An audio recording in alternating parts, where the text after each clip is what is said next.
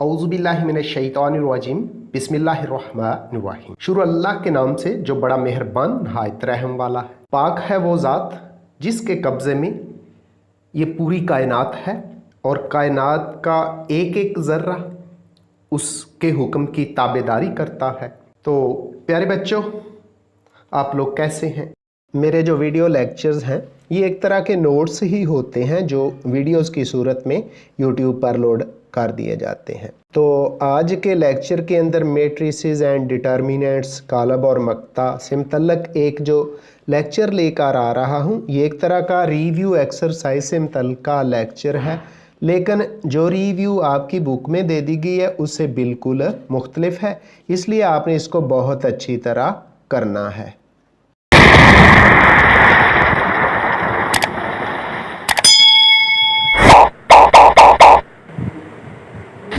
Dear students, अगर आप lecture के लिए तैयार हैं तो सबसे पहले एक काम कर लें। जो आपके कैमरे की सेटिंग है, आपकी वीडियो की सेटिंग है, ये 1080 पिक्सल्स पर सेट कर लें और ये वीडियो को हॉरिजेंटल भी कर लें ताकि बहुत बड़ा और वाज़े जो है वीडियो लेक्चर आपके सामने आ सके। तो ये जब आप ये वीडियो लेक्चर आधे घंटे का कर लेंगे ना, तो उम्मीद है जो आपका यूनिट नंबर 1 है मैट्रिसेस एंड डिटर्मिनेंट्स, वो इंशाल्लाह मुकम्मल तौर पे हल हो जाएगा। इस लेक्चर के अंदर वो सब कुछ मैंने एक तरीके से लिख दिया है, हल कर दिया है जो आपकी ज़रूरत है पहले चैप्टर से मुतल्लिका। तो मैं आपको कहूँगा कि इसको बहुत अच्छी तरह 1 से 2 बार आपने देखना है। अगर 1 से 2 बार आप इस वीडियो लेक्चर को देख लेंगे, उम्मीद है कि आपका पहला चैप्टर मुकम्मल हो जाएगा। तो चलते हैं, इस समरी को एक्सप्लेन करने की कोशिश करते हैं जो मैंने एक वीडियो की सूरत में तैयार की है। तो सबसे पहले वीडियो के अंदर आपको लिखा हुआ नज़र आ रहा है रो, कॉलम एंड ऑर्डर। तो नीचे एक मैट्रिक्स बना हुआ नज़र आ रहा है जिसके अंदर 1 2 0 3 5 4 2 1 -1 ये जो नंबर्स हैं जिनको स्क्वायर ब्रैकेट्स में बंद कर दिया गया है, 1 2 0, ये एक रो बनाते हैं, एक कतार बनाते हैं। चूँकि ये हॉरिजेंटल अरेंजमेंट है, यानी मेंबर्स की हॉरिजेंटल अरेंजमेंट को हम रो यानी कतार का नाम देते हैं।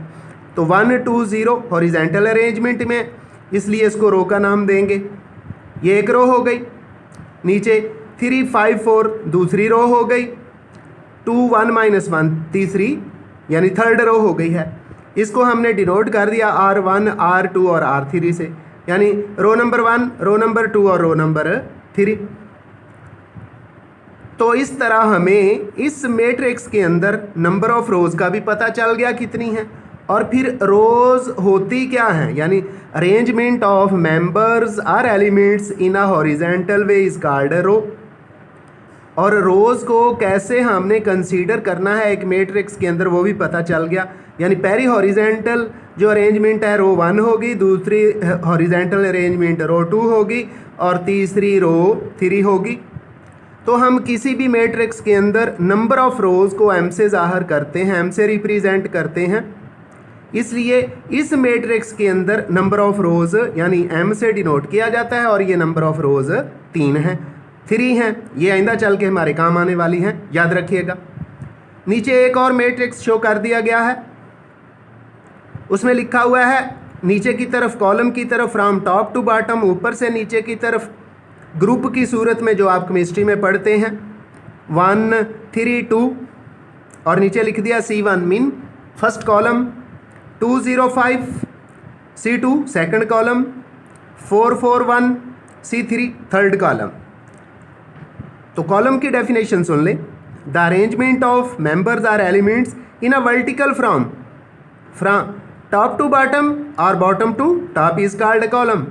नंबर्स की ऊपर से नीचे की तरफ या नीचे से ऊपर की तरफ तरतीब को कॉलम्स का नाम देते हैं। तो ये 1 3 2 पहला कॉलम है top to bottom C1, 2 0 5 second column है, 4 4 1 थर्ड कॉलम है। तो किसी मैट्रिक्स के अंदर नंबर ऑफ कॉलम्स को n से लिखते हैं। तो इस मैट्रिक्स के अंदर 1 2 3 कॉलम्स हैं, इसलिए यहाँ n 3 है। तो चूंकि हमने ऊपर रो का कंसेप्ट पढ़ लिया कि रो क्या होती है और नंबर ऑफ रोज कैसे पढ़ी जाएंगी, यानी हॉरिजेंटली पढ़ी जाएंगी, और किसी मैट्रिक्स के अंदर नंबर ऑफ रोज कितनी होती हैं और उनको किससे रिप्रेजेंट करते हैं, वो भी मैंने शो कर दिया कि m से रिप्रेजेंट करते हैं। और पहले मैट्रिक्स के अंदर नंबर ऑफ रोज 3 हैं। फिर हमने एक कॉलम वाला मैट्रिक्स पढ़ा, उसके अंदर हमने 3 कॉलम्स पढ़े, तो नंबर ऑफ कॉलम्स को n से ज़ाहिर करते हैं, वो भी मैंने लिख दिया। अब इन दो चीज़ों से, यानी किसी मैट्रिक्स के अंदर नंबर ऑफ रोज और नंबर ऑफ कॉलम से एक नई डेफिनेशन निकलती है, उसको बोलते हैं ऑर्डर ऑफ अ मैट्रिक्स। तो किसी मैट्रिक्स का ऑर्डर m क्रॉस n या m बाय n होता है। m क्रॉस n भी लिख सकते हैं लेकिन मल्टीप्लाई नहीं करना, और m बाय n भी लिख सकते हैं। तो अब हम चलते हैं ऑर्डर की तरफ, कुछ मैट्रिसेस लेके उनका ऑर्डर फाइंड करेंगे। तो A लिखा हुआ है, एक मैट्रिक्स है 2 0 -1। आप देख रहे हैं कि इसमें हॉरिजेंटल नंबर्स की जो तरतीब है वो एक ही रो में है, तो यहाँ नंबर ऑफ रोज 1 है, 1 लिख दिया। और जब कॉलम्स देखें ऊपर से नीचे की तरफ तो 1 2 और 3, नंबर ऑफ कॉलम्स 3 हैं, यानी n3 है। तो इस तरह के मैट्रिक्स को हम रो मैट्रिक्स भी कहते हैं, जिसके अंदर सिर्फ एक ही रो होती है। A matrix having 1 row is called a row matrix. अब इसका ऑर्डर ढूंढते हैं। ऑर्डर जिसको उर्दू में मर्तबा कहते हैं होता है m बाय n। यहाँ हमने देखा एक रो है, m 1 है, n यहाँ 3 है, तो m बाय n जब लिखेंगे m की जगह 1 आ जाएगा और n की जगह 3 आ जाएगा।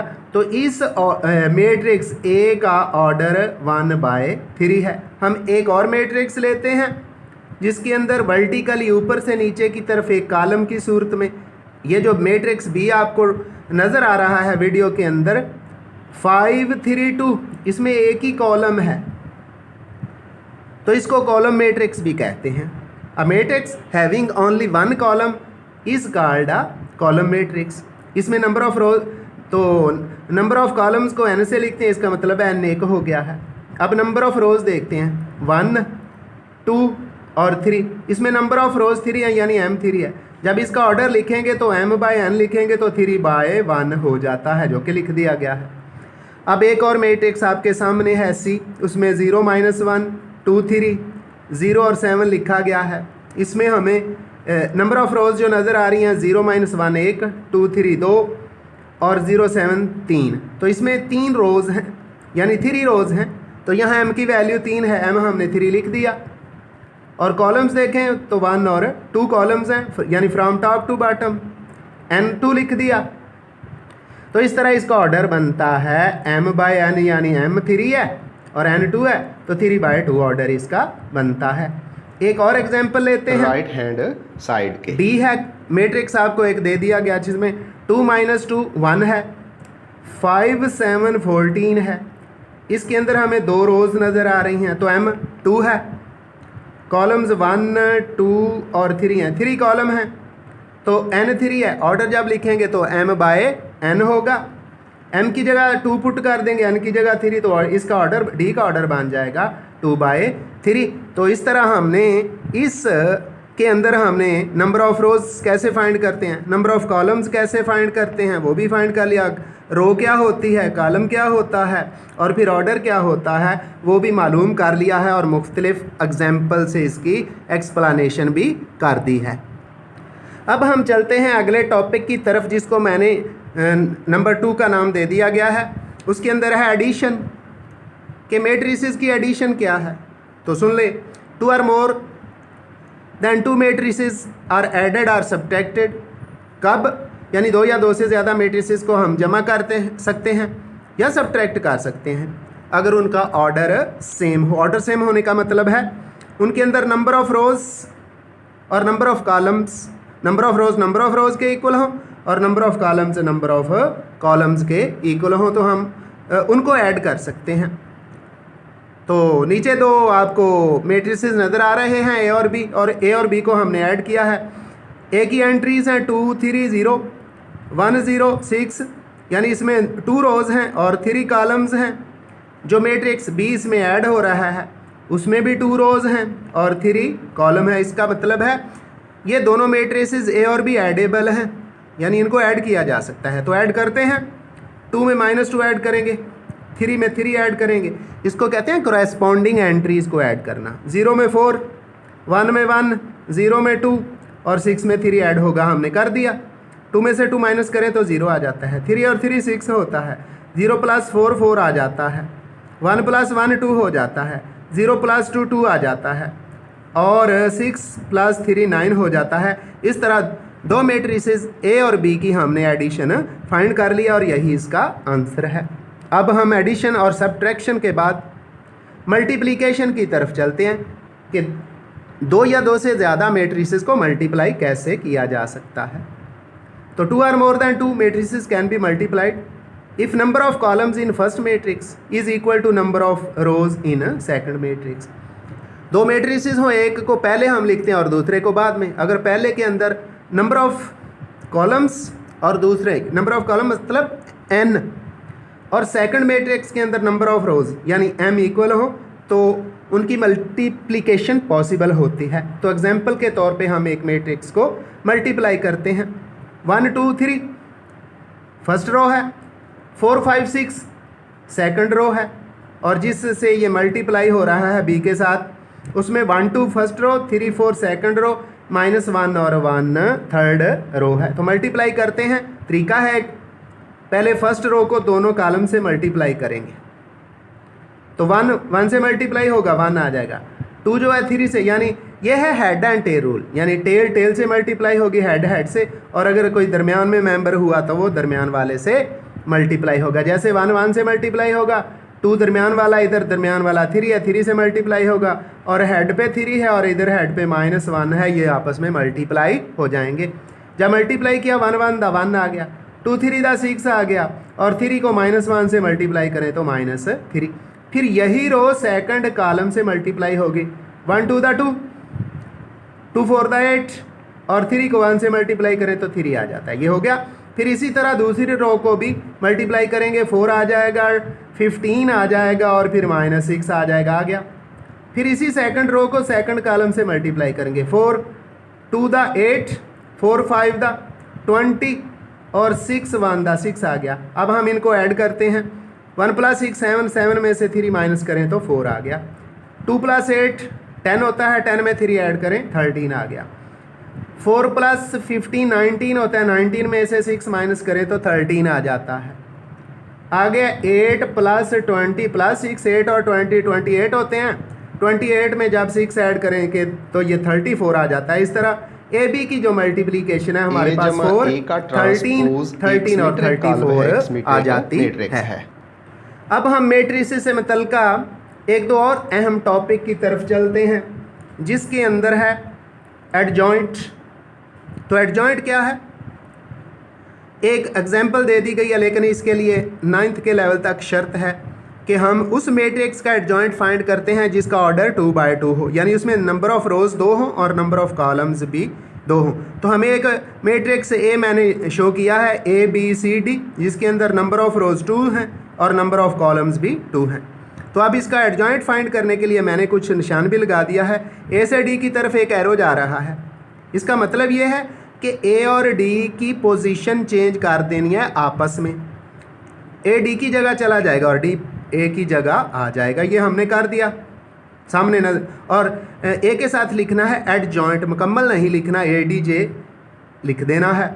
ए और डी की पोजीशन चेंज कर दी और बाकी जो बी और सी हैं, यहाँ जो भी मेंबर्स होंगे उनके साइन चेंज कर देंगे। तो हमने बी और सी के साइन चेंज कर दिए हैं। इस तरह दिए गए मैट्रिक्स ए का एडजॉइंट हमने फाइंड कर लिया जो कि D -B -C और ए है। अब हम एक दो एग्जांपल्स लेते हैं और उनके एडजॉइंट फाइंड करते हैं। हमारे पास एक मैट्रिक्स B है जिसके अंदर एंट्रीज हैं 1 2 -3 -5।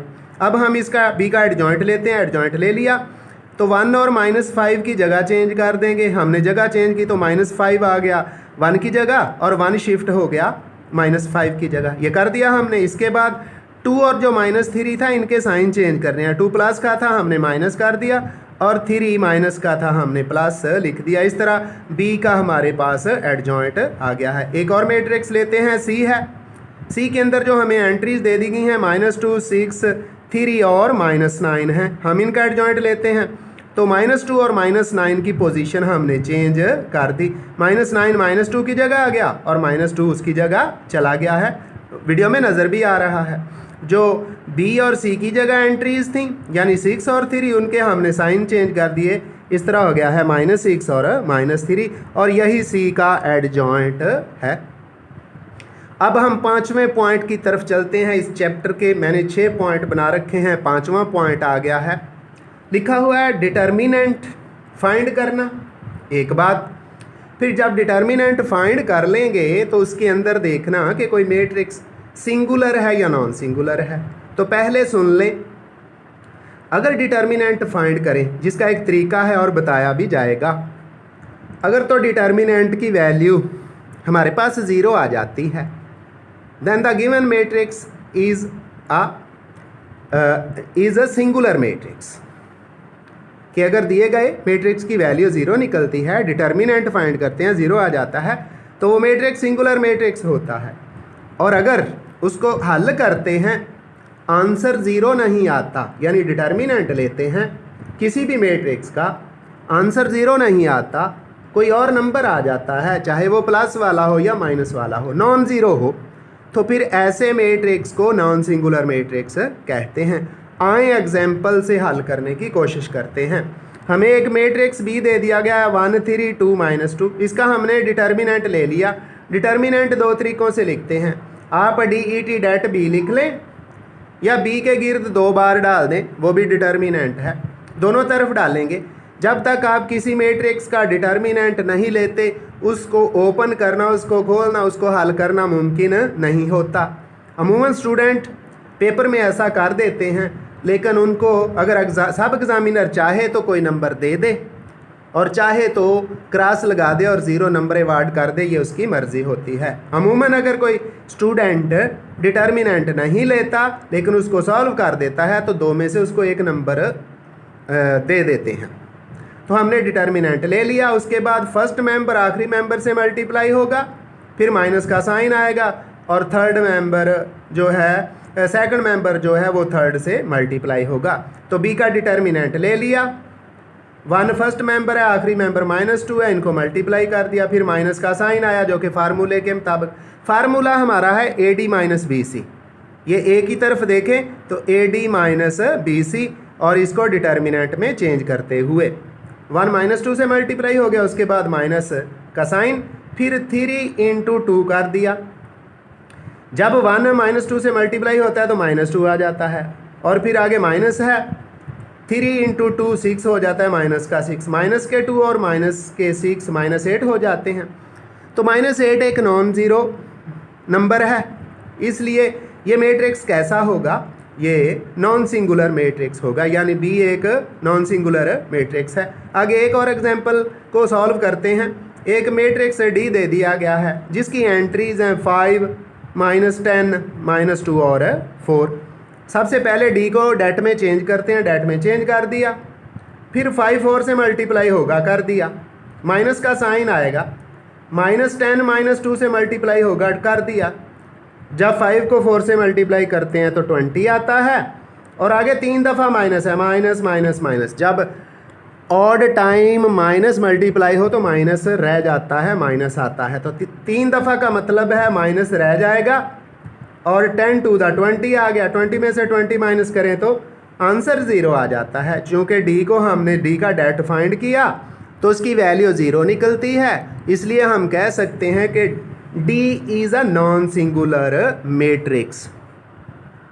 तो अब हम चलते हैं पॉइंट नंबर 6 की तरफ। वेरी इम्पोर्टेंट, इसके अंदर इन्वर्स है, यानी इन्वर्स ऑफ अ मैट्रिक्स, किसी कालब का ज़रबी माकूस। फिर जो इक्वेशंस हैं एक्सरसाइज 1.6 के अंदर, उनको सॉल्व करना है बाय इन्वर्स मेथड, यानी माकूस तरीके से। और फिर इन इक्वेशंस को हल करने का तरीका बाय क्रैमर रूल है।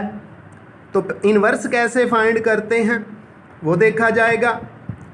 डियर स्टूडेंट्स, आपने इसको बहुत अच्छी तरह तैयार कर लेना है। मेरी और आपकी मुलाकात होगी अगले लेक्चर के अंदर और क्रैमर रूल से हल किया जाएगा अपनी दुआ में याद रखिएगा। आपको अल्लाह बताया हाफिज। जाएगा कि इक्वेशंस का सॉल्यूशन सेट कैसे फाइंड करते हैं बाय इनवर्स मेथड और बाय क्रैमर रूल।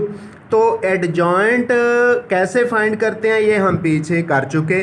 फिर किसी मैट्रिक्स का डिटर्मिनेंट कैसे मालूम करते हैं ये भी पीछे हमने हल कर लिया। चूँकि ये दोनों चीज़ें हम हल कर चुके हैं और जब इन दोनों चीज़ों को इस्तेमाल करते हैं तो एक तीसरा रिलेशन हमें चाहिए होता है जिसको बोलते हैं इन्वर्स ऑफ अ मैट्रिक्स।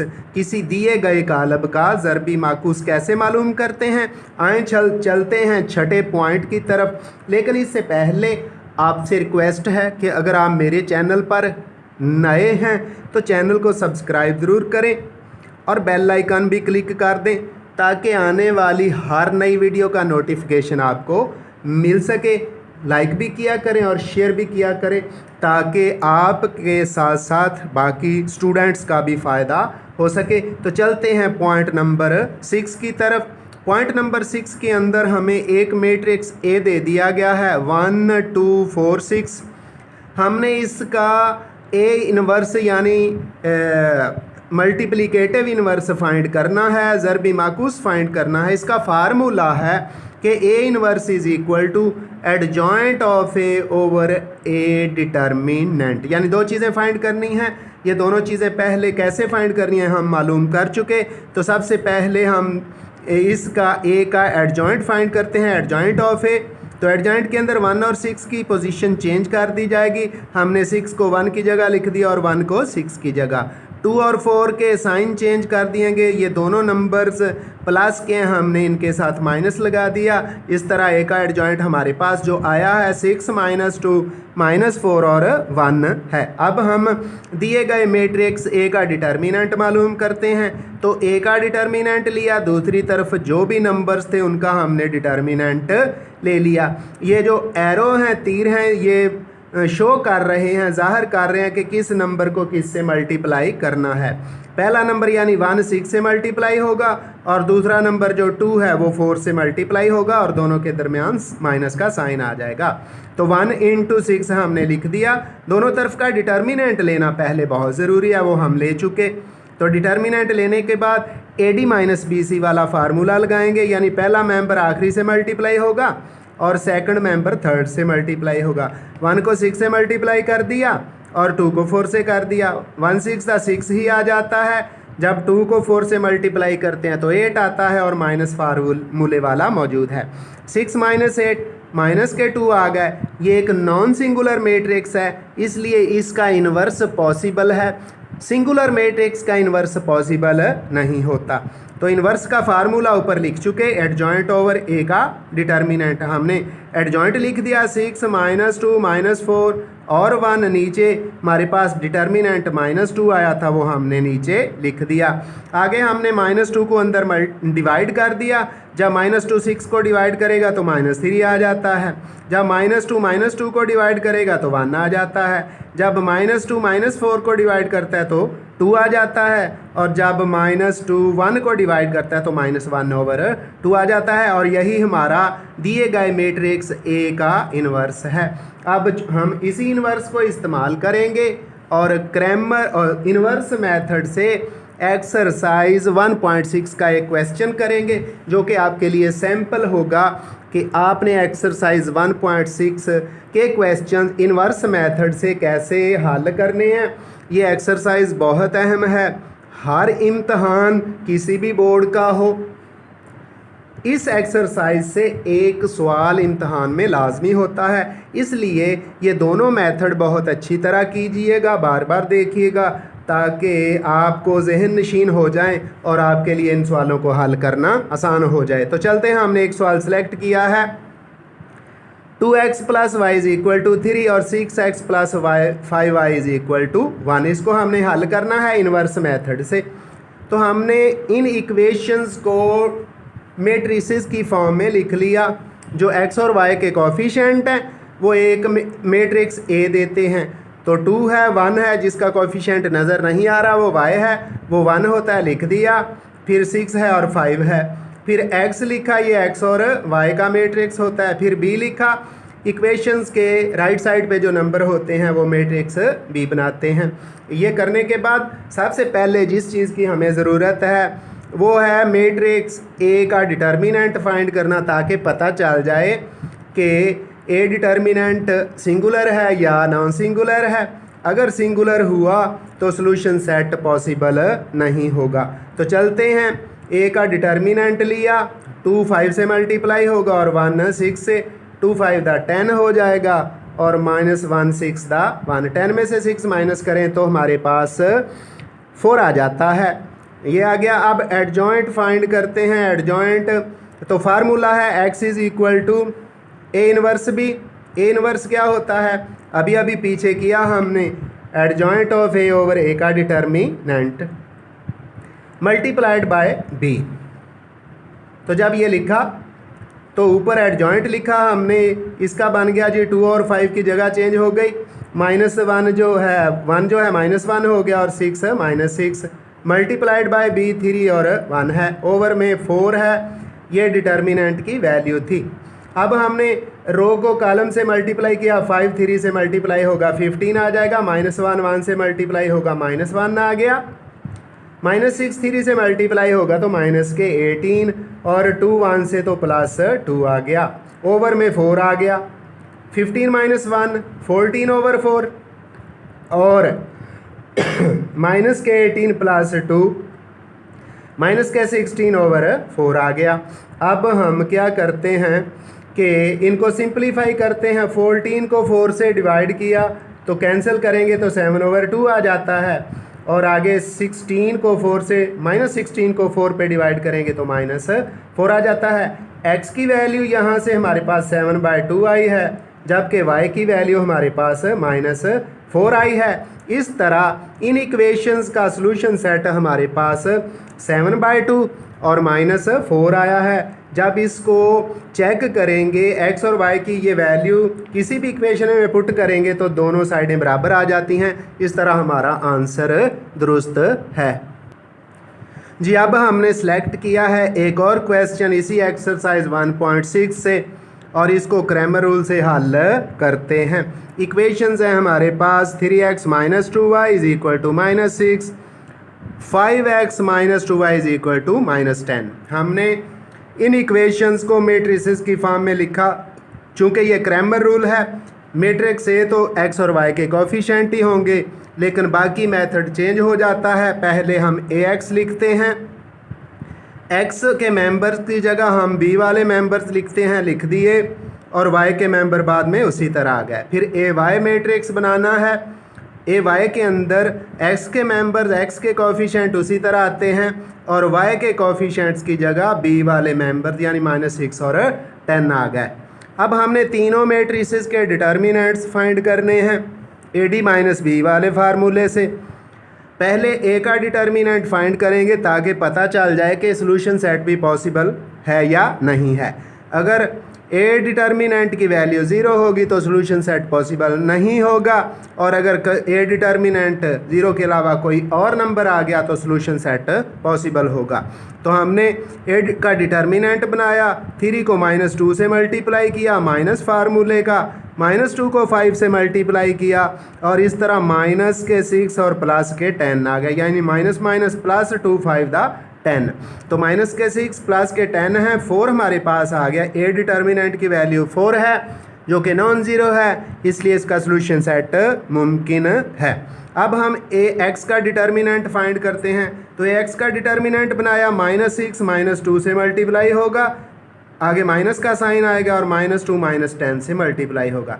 जब -6 -2 से मल्टीप्लाई होता है तो प्लस के 12 हो गए, आगे 3 दफ़ा माइनस है तो 3 दफ़ा माइनस है तो माइनस का साइन रह जाएगा, 2 10 से मल्टीप्लाई होगा तो माइनस के 20 आ गए, प्लस के 12 हैं, माइनस के 20 है, माइनस के 8 आ गया। इस तरह ax का डिटर्मिनेंट -8 आ गया। अब हम ay का डिटर्मिनेंट फाइंड करते हैं। ay का डिटर्मिनेंट ले लिया, 3 मल्टीप्लाई होगा -10 के साथ, कर दिया, -6 मल्टीप्लाई होगा 5 के साथ, वो भी हमने कर दिया, और दरमियान में माइनस फार्मूले वाला लगा दिया। जब 3 -10 से मल्टीप्लाई होता है तो माइनस का 30 और माइनस माइनस प्लस 6 5 दा 30 माइनस के 30 और प्लस के 30 आंसर 0 आ गया। तो ए वाई की वैल्यू हमारे पास ए वाई का जो डिटर्मिनेंट है हमारे पास 0 आ गया। अब हम इन तीनों से यानी ए के डिटर्मिनेंट से ए एक्स के डिटर्मिनेंट से और ए वाई के डिटर्मिनेंट से एक्स और वाई की वैल्यूज़ फाइंड करते हैं। उनका तरीकाकार कुछ यूँ है, x is equal to A x का डिटर्मिनेंट ओवर ए का डिटर्मिनेंट -8/4 तो कैंसिल करेंगे तो -2 आ गया। इस तरह एक्स की वैल्यू -2 निकल आई है। y is equal to A y का डिटर्मिनेंट ओवर ए का डिटर्मिनेंट, ए वाई 0 है और ए डिटर्मिनेंट 4 है। 0 को जिस पे भी डिवाइड करें 0 ही आता है। इस तरह y की वैल्यू 0 निकल आई है। तो हमारा सोल्यूशन सेट -2 और 0 है। अगर यही दोनों वैल्यू -2 और 0 इन दोनों इक्वेशंस में से किसी में भी पुट करेंगे तो दोनों साइडें बराबर अगर आ गई तो हमारा सोल्यूशन सेट दुरुस्त है। हमने एहतियातन चेक किया कि ये दोनों वैल्यूज़ -2 और 0 पुट करने से दूसरी तरफ -6 है, इधर भी -6 आता है, इसलिए हमारा आंसर -2 और 0 दुरुस्त है। तो जी ये चैप्टर की summary unit number 1 9th class जो कि फर्स्ट ईयर के स्टूडेंट्स के लिए भी बहुत अहम है, ख़त्म हुआ। आइंदा मिलेंगे एक नई वीडियो के साथ। दुआ में याद रखिएगा। अल्लाह हाफिज़।